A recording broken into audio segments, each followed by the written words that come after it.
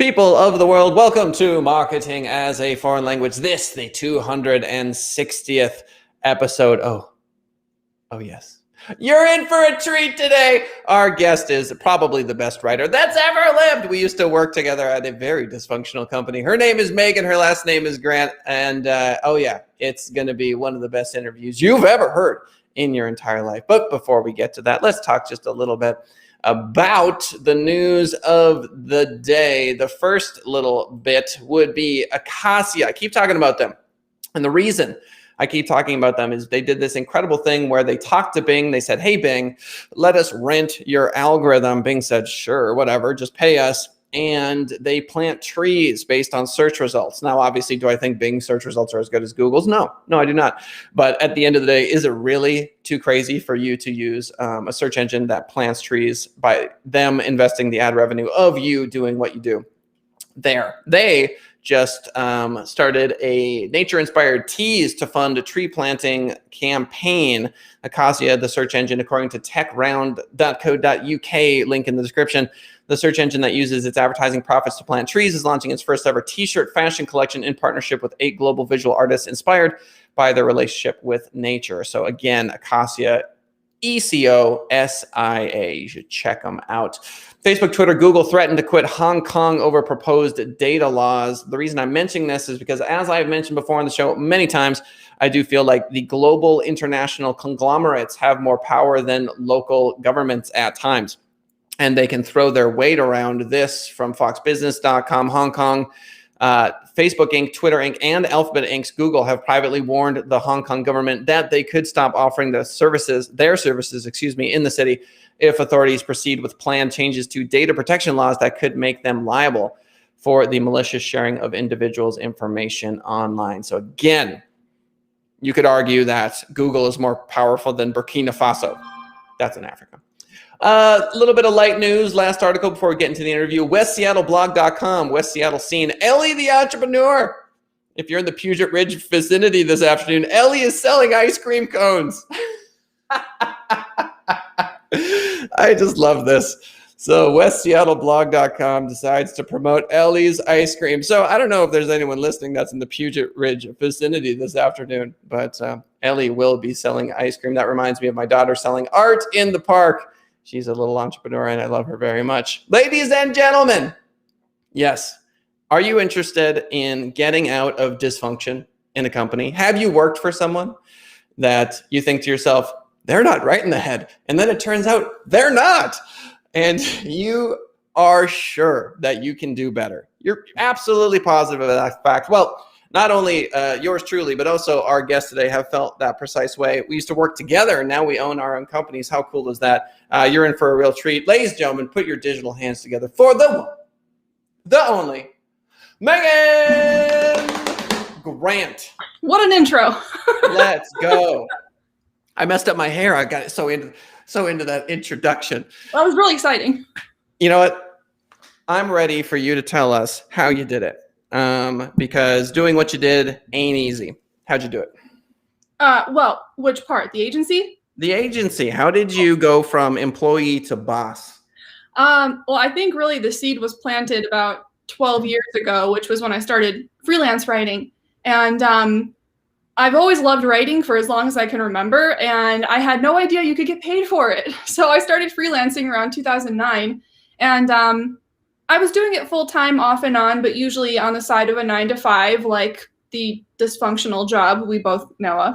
And I could not hang on to any job, no matter what. I was laid off over and over and over again. And after the 4th time, which was, I thought, my dream job, I was like, okay, I'm going this way, and the universe is clearly telling me, go that way. So I said, I'm never going back to an office again. And I started freelancing full time and very quickly hit a plateau. I thought, I need to hire, I need to grow. So that was when I established the agency and slowly started building a team and just kept scaling and scaling. And, I started my business in 2017 was when I created my LLC. And here we are in a nutshell. Yeah. And it's not to say that you're in some sort of paradise and that you don't have problems and everything works No. perfectly all of the time. A lot of business owners will find themselves complaining and in the end go, yeah, but it's better than the alternative. Now, mind you, I would argue that working for us, I hope, is better than working for some of the companies that we've worked in for in the past. I am proud to say, excuse me, that I've not laid off anybody. I've let people go, you know, for whatever reason. But the staff that currently works at Send It Rising are just incredible people. And so to me, letting someone who doesn't rise to that standard stick around is disrespectful to my current staff. Yep. So that's a big piece of the puzzle. Have you had to let somebody go yet, Megan? Yeah, unfortunately. So one of the best pieces of advice I got was hire fast, fire faster. And of course, I didn't listen to that. And the first time I did it the wrong way. I kept this one woman on my team way, way longer than I should have. And one day she went MIA. And she'd been with me for like over a year. I think, what? That's rude. So I learned my lesson finally. And, you know, I've had a few people here and there who were very clearly just trying to churn out my work and make money. They didn't care about the quality, which, you know, it happens. They didn't last. But now the people I've got one woman, one writer who's been with me for over a year now. She's in Australia. She's amazing. I told her, you know, I need to start looking at hiring. We've got too much work. And she said, what about my sister? My sister's a writer. And I trust this person completely 100%. And sure enough, brought her sister on, and her sister is incredible. And they're so good at what they do. They care. They're nice. They're easy to work. Like, it's just perfect. We have the perfect team. Yep. I had someone on my staff who I refer to her as Super Brie because she just was incredible. I literally, when she left the company, I gave her a cape. So that's the other thing too, is if people decide to leave the company, I mean, we leave on good terms. If there's anything in my power for that to happen, you know, I'm like, you're amazing. Here you go. She trained up Michelle, who is now basically the boss of the company. I'm just an idiot who like floats around, you know, like kind of willy-nilly. I'm like a ghost. So her husband is a web developer, and he started developing websites at night, and they've got a good groove going. And when I could finally propose to hire him, we had a nice long conversation about that. And that was over 2 years ago. Wow. So the Farinos, they run the show, man. They have QuickBooks access. They've got the whole nine. I mean, they're doing it. And, you know, it gives me an opportunity to do things like this, have a show, do a podcast, that sort of stuff. But how much do you think you're going to be able to remove yourself from the process in the coming years? You know, that's funny. That's been my biggest challenge by far. And it's because I honestly built the business the wrong way. I built it with the freelancer mindset, which is I do everything. But then the challenge there has become I am the point of contact for all my clients. I am the one who has access to their WordPress accounts, their Webflow accounts. That's me. So really, everything starts and ends with me, even though I've got this team doing a ton of work. That is something I'm constantly trying to undo and have yet to figure it out. But the whole point of building this business was to be able to make more, earn more, and work less. And thus far, I'm still in the position of trading a lot of my time for money. And I can't just like take off for a vacation or a long weekend. So it's been a tough pill to swallow, but I'm still trying to figure that out. Matter of time. You're going to figure it out. It's the mistake I made was actually, okay, I'm going to continually do that, continue to remove myself from the process. And then I was convinced that I would always find something to do. So it was, write the book. Okay, well, I wrote the book. And then I got to a point maybe like 8 months ago, a year ago, where we finally had enough revenue to move Michelle into a sales role. And this is where I think Advise failed predominantly from a business aspect. There's the social, emotional, spiritual stuff that was ultimately demised. But from a sales standpoint, there was one person selling really, and that doesn't work. And so I vowed to not have that be the case. And I had all of my employees in BNI, every single one of them, because that worked for me. Business Network International. Look it up if you don't know what it is.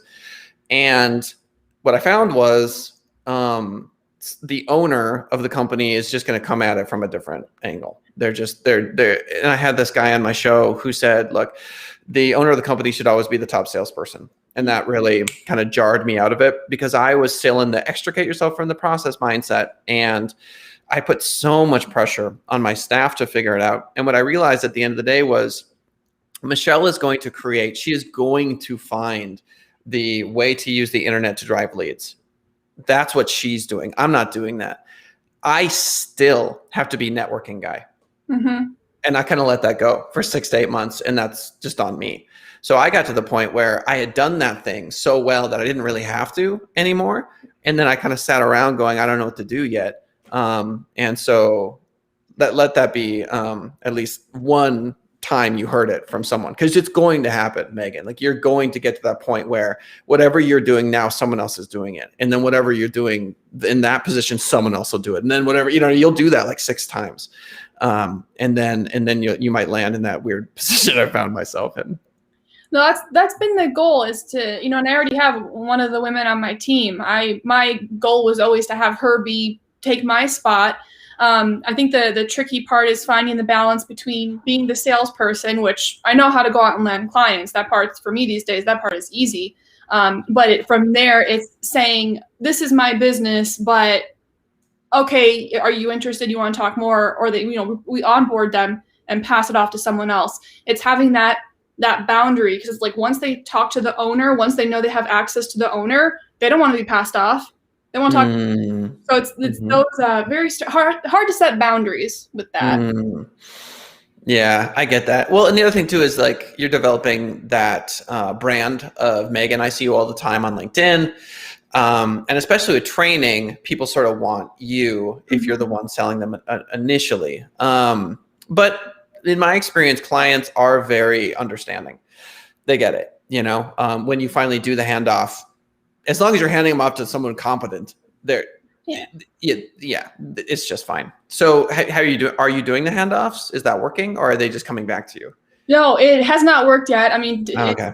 A lot of it's on me. It's such a scary transition for me to make that it's like terrifying to me, because I'm used to doing that 100% by myself. But with the new clients that I have approached, recently, I've been trying to establish this standard of, we are a team of writers, not I'm coming to you because I want to write for you, and sort of getting that across early on, that we are a small team, you will be taken care of, but you're not going to be talking to me every day.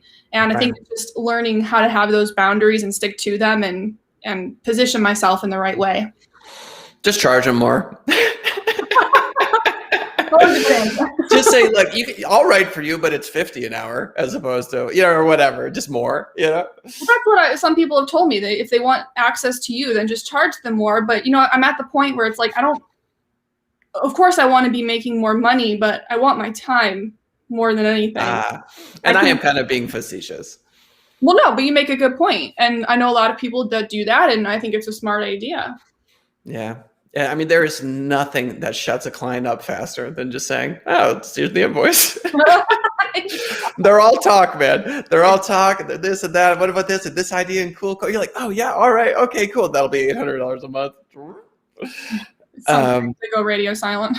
I'm just saying, like, if you have a client that just won't stop talking, just invoice them. Just be like, wow, sweet. I did have to learn that eventually. And sometimes you close business that way, but sometimes they just go away, and by go, I mean, they stop talking about that thing that they were so excited about a moment ago. Cause I tell people, it's like, sometimes people come up and they'll want a certain kind of website and they're like, how much? And I'm like, look, I mean, my web developer makes good money, because shouldn't he? I mean, he makes a living wage. He's not, he's a full-time W-2 web developer, right? And so that means that, no, we don't sell $1,000 websites. Can't do it. I mean, it would be impossible. I mean, and so I'll be like, go to Fiverr. That's what I say. Go to Upwork. I mean, you got options you got options. Yep. No, I get those objections all the time. Your rates are more than so-and-so. And I'm like, good for them. I don't care. Like, it's at this stage in the game, and with, having a team and a very good team, it's like, how low do they think you're going to drop your rates? You can't, or you could, but it'd be a terrible idea. Yeah. So, I mean, it's like, I don't necessarily want to be the most expensive agency out there. That's not the goal. No. But there's a sweet spot, where we want to be. And, like our internet marketing is like 1,000, 800, 1,200, 1,500, sometimes 2,000, just depends what we're doing a month. And websites are like 3,500-ish. Sometimes they go down a little bit. They go up for e-com, that sort of stuff. But I mean, I talk to some people, they're like, I don't touch anything south of 6,000. There are people don't touch anything south of 20,000. Yeah. So you make your own rules. Yeah, I think that's an important lesson that, I mean, really any professional has to learn. It's like, yeah, you want to look at what your competitors are charging, but at the end of the day, no one's going to do it exactly like you. So base it off of the value you're providing and kind of don't worry about the competition, to an extent. Yeah. Do you know what you want?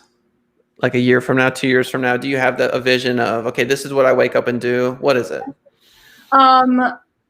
I would like to keep the agency running in the background where I don't have to be in it every day, all day, because that has to take priority right now. What I would like in a year is that I'm focused mostly on my online programs, my digital products, helping other people get to where I am, helping them build six-figure businesses so they can have that freedom and that time and that money. And also having more time to just create content and be creative, and YouTube videos and blogs. Like, I love that stuff, and I love the impact it has. So if that could be the majority of my focal point, I would be in heaven. You want to talk about TikTok? Yeah. You want to talk about some TikTok? So, are you on TikTok? I am on TikTok. Let's go. What are you doing for, not what are you doing? How many views are you getting?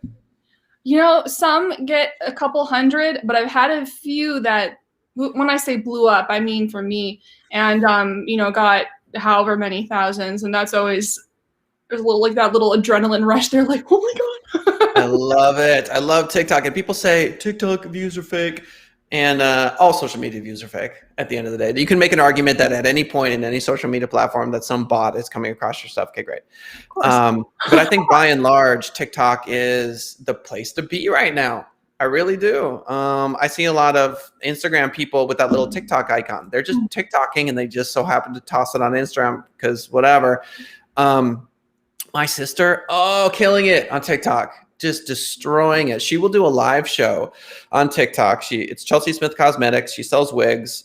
She custom makes them, custom designs them with this company that she's working with.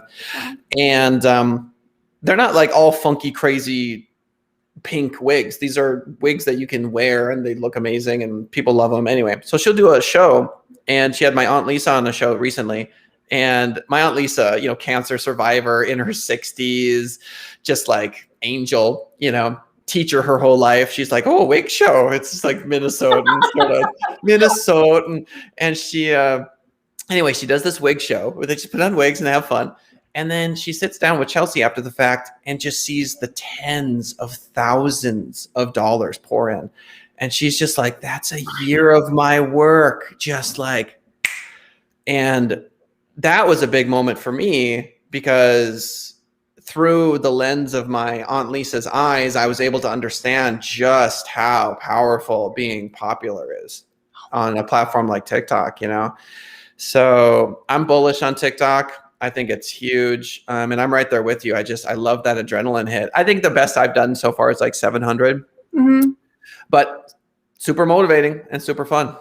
Well, what's interesting, well, I know this can happen on any channel really, but it's that binge effect, and especially with TikTok being these short, clips. I was adamant. I was like, I'm not getting on TikTok. It's stupid. It's trash. Cause I'm not the biggest on social media in general. In some cases I use it as a tool for my business. Other than that, I don't really care. But I finally caved and I got on it. And it's so crazy. I've had a couple of students now who enrolled in my program. Almost everyone finds me on YouTube. My YouTube does really well.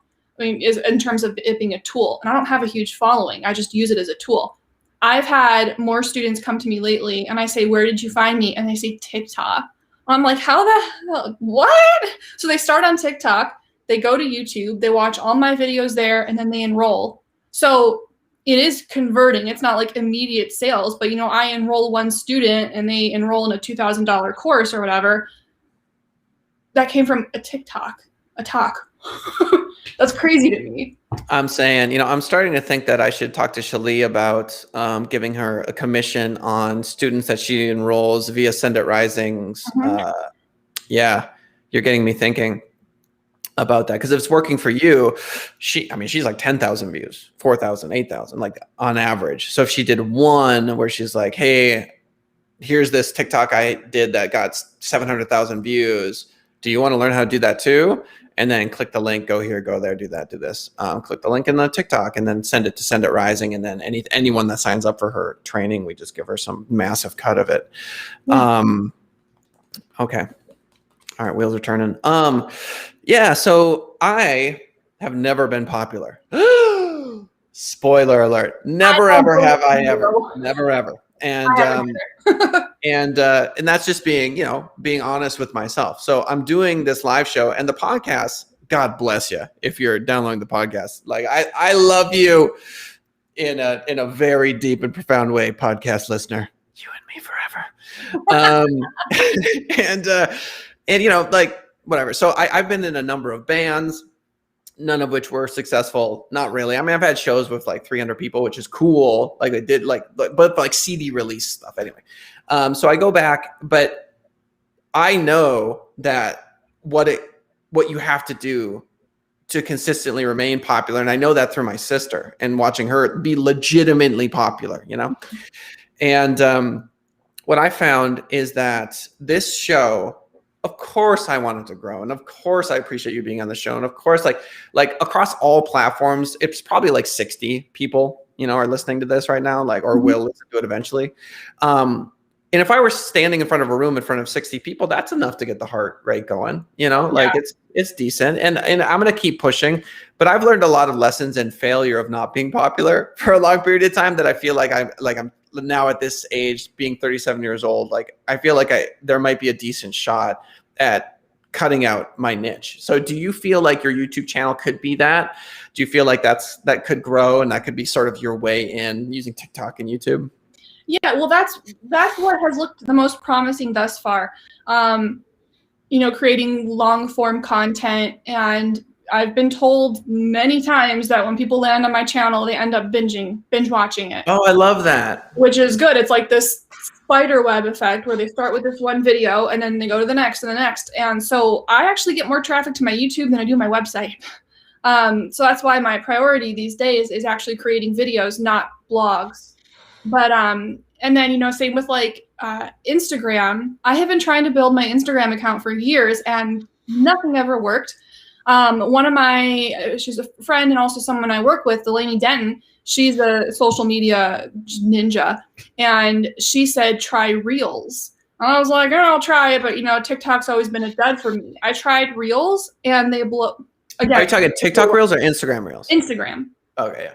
So now when I'm on Instagram, more often than not, I'm only creating Reels. I don't bother with pictures or anything like that as much as I used to, because I just want to go where I'm the most reachable, the most accessible. So that has been YouTube, TikTok is getting there, Instagram Reels, and LinkedIn. But Facebook, I have a Facebook page. We keep it alive. That's about it. Twitter, we cut way back. It wasn't getting any engagement. Twitter is a garbage dumpster fire. I hate Twitter so much. Anything. It's such a waste of time.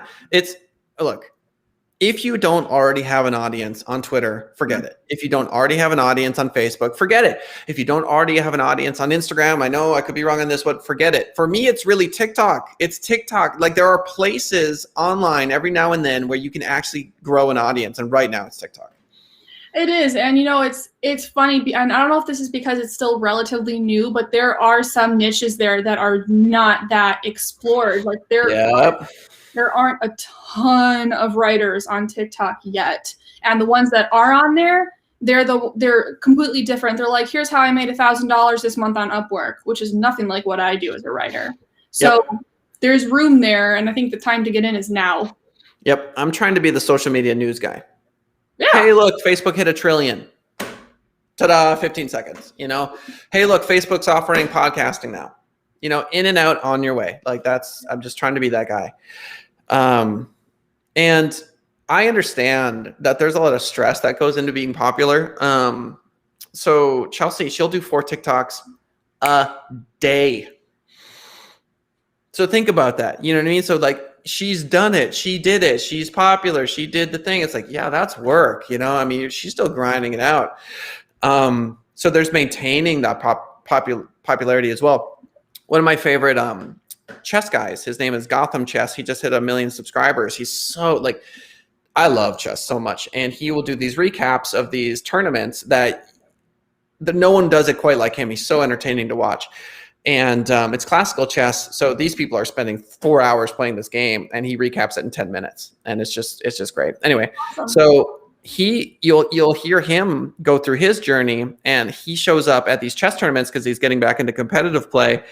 And there's all these people like wanting autographs and this and that. So he's getting to experience that celebrity, but you can also tell just how draining it is because he's like, okay, I think I'm going to start doing 2 videos a day. And he's like, I apologize to everyone for not making a video the other day. I know everyone wanted me to do it and I didn't. There's pressure from the community to kind of live that life. And he's like, sorry, this one came out late. I went for a run, so he has to like apologize to the community because he's like, it can be all consuming. Yeah. But if I'm being honest, I definitely want that, So people listening to the show, share it, hit that like button, subscribe. But I knew this was going to go super fast, so we are running out of time. We'd love to have you back on the show, Megan. We didn't get to chat backstage about it, but the entire premise of the show is I want you back, right? So I want this to be ongoing. I want us to be on episode 15, 4 years from now or whatever. Oh yeah. So ongoing, right? And so why don't you tell the fine folks, be a selfish capitalist and just pitch your stuff. Okay, well, if you are a business and you need help managing your blog content, then you can reach out to me by email or just find me on LinkedIn and send me a message there. Or if you are someone who wants to learn how to build your own agency like I did, then you can go to my website, which is megangrant.net. And I have a few online programs and digital downloads, tons of freebies, tons of blog content, YouTube content. So whether you've got money to spend or not, just come say hello, add me on LinkedIn. Look, guys, Megan is the real deal. She's been a writer her whole life, and not just a writer for a company. I mean, you understand that if you're a fiction writer, if you're just a writer at a soul level, many people, especially in 2021, get into writing for businesses. That's what you do to put food on the table. Megan has done exactly that. So she's not just a business writer. She is a writer through and through. And so you really should reach out to her. She's going to treat you right. Ladies and gentlemen, you all know the drill. 10:30 a.m. Pacific Standard Time, youtube.com/senditrising. Why Send It Rising? That's the name of the agency I own. Do you know someone who needs a WordPress website?